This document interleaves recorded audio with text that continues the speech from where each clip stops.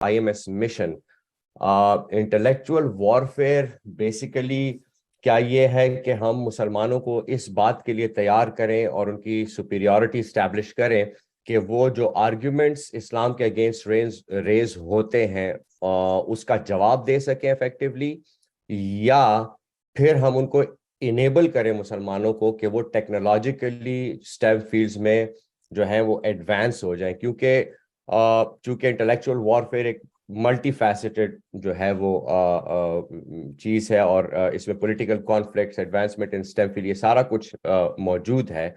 तो क्या इंडिविजुअल जो हम लोग हैं, हम मल्टीपल एरियाज में खुद को जो है वो ज्यादा कॉम्पिटेंट करें, या हर बंदा किसी एक एरिया को पकड़े?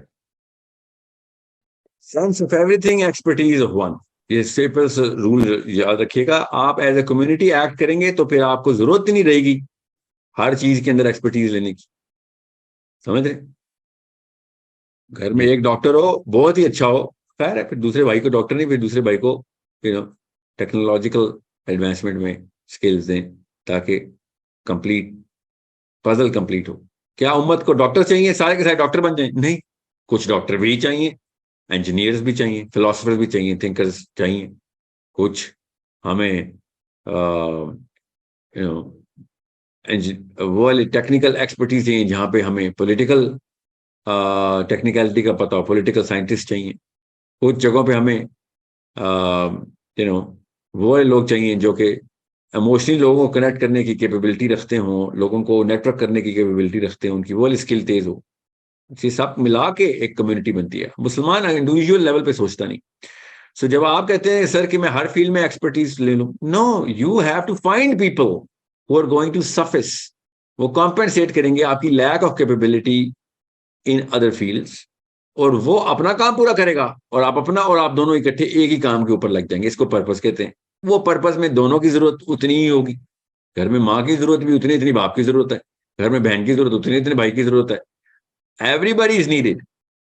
अब ये नहीं हो सकता कि आप सब के सब पहले बेहतरीन माएँ बन जाएं, उसके बाद फिर बेहतरीन बाप बने, उसके बाद फिर बेहतरीन बेटा बनेंगे। ऐसे नहीं होगा। You have to let them do whatever they are doing, help them gain capabilities, set greater examples for them कि आप अपनी एक्सपर्टीज में ऊपर जा रहे हैं। उन स्टैंडर्ड्स को फॉलो वो करेंगे, यार इन स्टैंडर्ड पे अगर ये जा रहा है तो मैं भी इन स्टैंडर्ड्स पे हूं।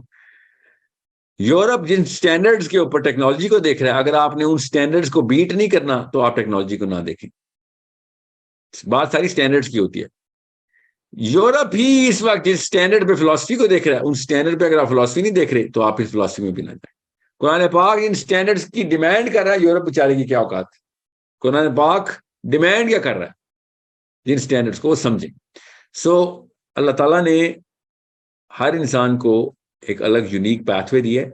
आप you can not be a master of all, and even if you can be, आपका किसी का अगर सुनने वाले का ईगो शैटर हो रहा है कि नहीं सर आप मेरे अंदर मास्टरशिप ऑफ ऑल की कैपेबिलिटी है, तो कर लें आप, किसने को, मगर हर एक के अंदर नहीं होगी। आपको अगर आप मास्टर ऑफ ऑल बन भी जाएं फिर भी आपको लोगों की जरूरत तो रहेगी। सो आप मास्टर ऑफ ऑल के ऊपर टाइम ना लगाएं। आप एक्सपर्टीज जरूर लें, किसी एक या दो फील्ड में बहुत हाई एक्सपर्टीज लें। और अगर किसी इतने स्टैंडर्ड्स के ऊपर आपने जाना है जिसमें ग्लोबल अचीवमेंट चाहिए, तो फिर आप आपके पास उम्र ही नहीं है, इतनी इंसान की उम्र ही नहीं, तो आप किसी एक फील्ड को पूरी तरीके से अपने अंदर मुस्तहकम करें, उस फील्ड को मुस्तहकम करें और तक दो में जाएं। और बाकी की चीजों की सेंस तो जरूर होनी चाहिए आपको। ओके, ये ना हो कि आप बिल्कुल ही आपको पता ही ना। क्यों सेंस क्यों चाहिए? कि लोगों की उन स्टैंडर्ड्स को आप इंप्रूव कर सकें। आपकी फील्ड नहीं, मगर आपको स्टैंडर्ड्स का पता हो, और उन स्टैंडर्ड्स के पूरा होते के दौरान जो भी मसाइल आएंगे आप एटलीस्ट उनको मशवरा मशावरत अच्छे और बेहतरीन तरीके से दे सकें। इतनी सेंस होनी चाहिए। और इसी को हम ग्लोबल पॉलिटिक्स कहते हैं, मैं कहता हूं। ठीक है जी। And sir what about the जो का आर्ग्यूमेंट्स इस्लाम के ऊपर और कुरान के ऊपर रेज होते हैं, जैसे एथियस्ट सब कर रहे हैं, क्या इसमें भी सुपीरियरिटी हमें होनी चाहिए कि हम उसका जवाब देने के काबिल हो बिल्कुल। जाए? देखें, आप अगर इंटेलेक्चुअली सिक्योर है, इंटेलेक्चुअली सिक्योर, आपको देखें, एथिस्ट आपको नीचा दिखाने के लिए आर्ग्यूमेंट नहीं दे रहा। अपनी पॉजिटिव साइकोलॉजी पॉजिटिव करें। वो दे भी रहा है तो कोई फर्क नहीं पड़ता अगर आपकी साइकोलॉजी पॉजिटिव है, मगर वो नहीं दे रहे। वो बेसिकली आपसे सवाल पूछ रहे हैं कि हम भी वही सवालों के जवाब चाह रहे हैं जो आप कह रहे हैं आपके पास आ गया है, तो हम आपके जवाब को वैलिडेट करना चाह रहे हैं। मगर हम अपना जवाब ऐसा देते हैं कि नहीं बस मैंने तो कोई पे सोचा नहीं हुआ, बस मुझे पता है, तो ठीक है। तो आप एथिस्टिक डिबेट में ना जाएं, वो बड़े जेन्युइन तरीके से पूछना चाह रहे हैं आपसे कि सर हमें एक सवालों के जवाब चाहिए, मेरे अंदर के सवाल हैं, आप मेरे से ना बेहतर है ना कमतर है, मगर हम दोनों उसी सवालों के जवाब ढूंढने चाह रहे हैं। आप ढूंढ ही नहीं रहे और आप कह रहे हैं आपको पता चल गया, तो मेरा टाइम बचाएं, मुझे जवाब दें, मगर हम मेरे जवाब ही नहीं दे रहे। सो पॉजिटिवली देखें इस सबको, ताकि आप लोगों को अल्लाह की तरफ लेके आए। एथिस्ट आधा अल्लाह की तरफ आ चुका है, एथिस्ट मुशरिक से तो बेहतर है ना। मुशरिक तो कह रहा है 2 अल्लाह है, वो कह रहा है कोई अल्लाह नहीं है। तो अल्लाह ताला ने भी कहा था कि कोई अल्लाह नहीं है सिवाय एक अल्लाह के, तो कोई अल्लाह नहीं है तक तो वो पहुंच चुका है।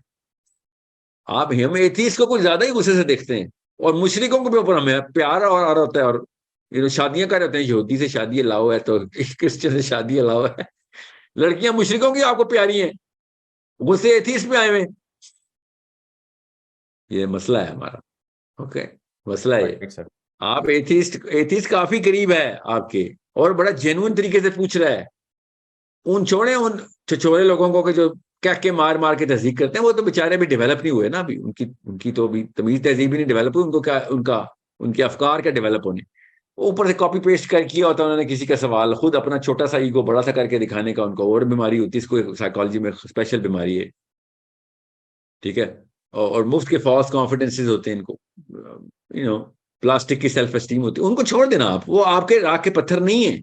आप बड़ी लड़ाई का फौजी हैं आप उन जेन्युइन लोगों को हेल्प करने की कोशिश करें जो वाकई अल्लाह को ढूंढ रहे हैं, और आप कुरान के थ्रू उस उन मनाजिल का पता लगाने की के बाद उनके रास्तों को की मामारी भी तो आपने करनी है ना। खाली मंजिल का पता लगा दिया और बता दिया, लोगों ने कहना भाई तूने मान ली, तेरी किताब में लिखा है, मुझे इसकी कोई एक्सप्लेनेशन तो दे, वो रास्ता तो बता जहां तक इस मंजिल तक पहुंचना। मार्स पे जाने की बातें बहुत अच्छी लगती थी जब तक कि पूरी तरीके से साइंस ने ये करने की कोशिश नहीं की और करके दिखाने के क्लेम नहीं किए। अब उनकी मार्स की बातें खाली बातें नहीं रही, उन मार्स के जाने की बात की वजह से हमने उनको प्लूटो से भी आगे पहुंचा दिया है। हमने उसको पता नहीं कौन से एक्सोप्लैनेट्स भी गिफ्ट में दे दिए हैं, उनको हमने बिग बैंग का कॉस्मिक बैकग्राउंड सारा माइक्रोवेव उनके हवाले कर दी कि यार तू जो तू बोलेगा तो सच है, क्योंकि तूने मार्स तक का रास्ता निकाल लिया। ऐसे ही होता है, दिमाग इतना ही आसान, हम इतने ही पॉजिटिव हैं, गुमान ऐसे ही रखते हैं हम इंसानों पे। मैं आपसे ये कह रहा हूं प्रोसेस वही है दिमाग का, you have to talk about the ultimate truths and then you have to pave the way towards the ultimate truth as well. And as soon as you gonna come up with that rocket science, rocket science यहाँ पे literally ले रहे हो, jet fuel निकाल लिया आपके पास भी आ गया, तो लोगों ने कहना ठीक है हम तेरे रब को भी रब मानते हैं अब, क्योंकि तूने ये करके दिखा दिए। अब चूंकि हमने उनका ये प्रोसेस देख लिया है, अब उनकी बातें माननी जरूरी होगी हमारे बच्चों के लिए,